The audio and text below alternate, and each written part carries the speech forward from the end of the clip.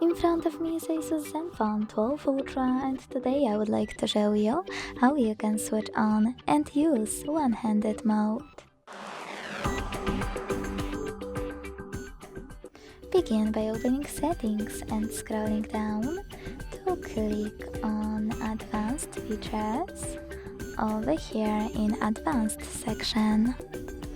Now you need to scroll down again and this time hit one-handed mode.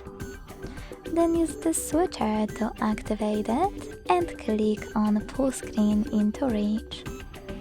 Now you need to slide down from the bottom edge of your screen to enter one-handed mode. To go back, click on this area or swipe up. To disable it, click on the same, now blue switcher.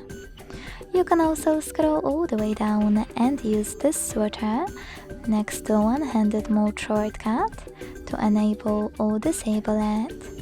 Then to enter one-handed mode, just click on the shortcut. You can go back by tapping on it again. Thanks so much for watching. If you enjoyed this video, leave a like, comment and subscribe. Bye!